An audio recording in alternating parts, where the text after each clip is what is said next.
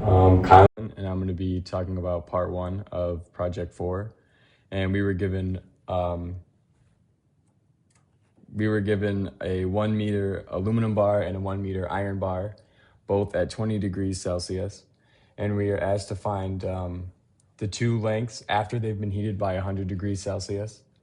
And using the thermal expansion equation, where LF is the final length, LI is the initial length, and AL is the thermal coefficient, TF is temperature final, and TI is the initial temperature. And for aluminum, we got the final length to be 1.0023 meters. And for iron, we got 1.0012 meters. And the second part was to find their final stress.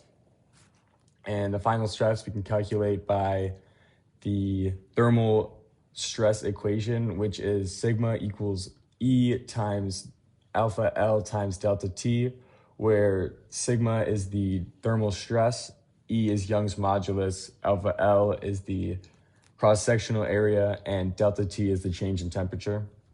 For aluminum, we calculated it to be 863.938 gigapascals, and for iron, we got 16,493.4. And now for Christian to talk about the experiment. Hi, my name is Christian, and I'm going to be presenting the website that we use to carry out our experiments.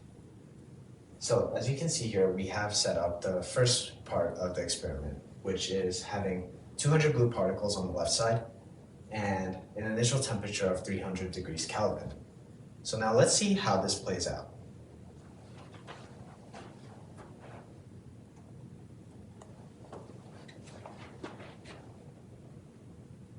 So as you can see here, as soon as we started to play it out, particles started moving from an area with the most concentration to an area with the least concentration. We do have it set on slow, so it is moving fairly slowly, but you can see here, things are still moving from the most concentrated to the least concentrated. So now let's see how temperature affects this. So we can see here, we have almost the same situation. We have the same amount of blue particles on the left-hand side, but we have a different initial temperature of 50 Kelvin. So let's play this out and see how this plays out.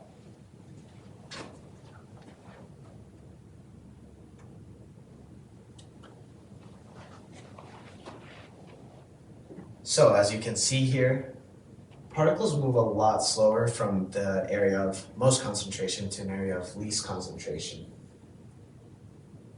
And it takes a while for this to happen. Now, I want to take you through a quick rundown of the graphs that we got for the three experiments. So we can see here, this is the first experiment that we did. This is 200 blue atoms at 300 degrees Kelvin, or 300 Kelvin. And as you can see here, as time passes, the amount of blue particles increases on the right-hand side. Now you can see here, up until a certain point, it starts to flatten out. And at this point where it starts to flatten out, it's where both sides start to become fairly even. We can observe a similar type of action happening in the next graph.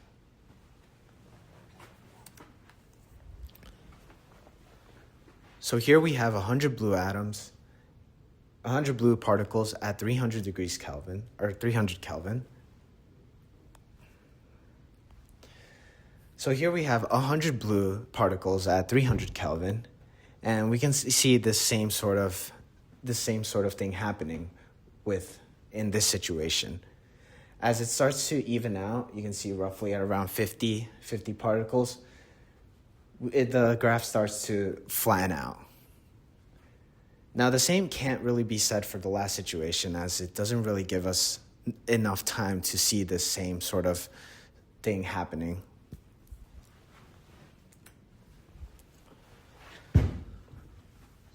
So, as you can see here, it just looks fairly linear. Now, this is mostly due to the lack of temperature, so lack of energy, which makes it so that particles move along slower along the concentration gradient. And now I'll pass it off to Caleb to talk about whether or not this experiment supports the diffusion flux equation.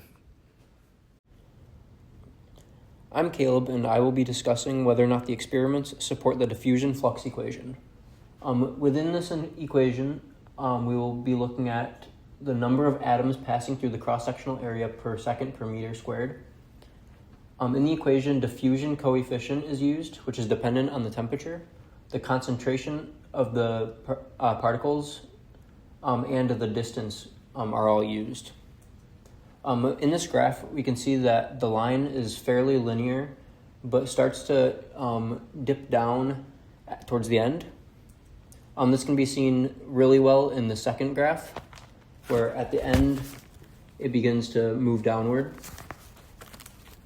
In this graph, it is mostly linear. Do the experiments support the diffusion flux equation? Yes, as the graphs show a line that is fairly linear at the beginning, but begins to dip down towards the end of the experiment. The concentration is the only variable that changes throughout the course of the experiment, and due to this decrease in concentration, the flux will become a smaller fraction over time. Towards the end of the experiment, the graph can be seen flattening out. Now I will pass it on to Yuki, where he will discuss whether or not the experiments support the diffusion coefficient's temperature dependence. Hi, I'm Yuki, and I'm here to talk about Project 4 from Material Science Part 2. In Part 2, we'll be discussing if our experiments support the idea of diffusion coefficient temperature dependence.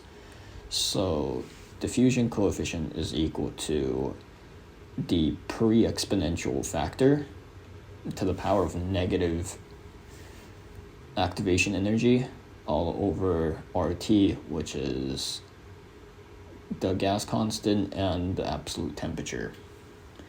So our experiment does support the idea of the diffusion coefficient due to the graph showing a larger flux, a larger estimate of D from higher temperatures such as 300 Kelvin to low temperatures such as 50 Kelvin.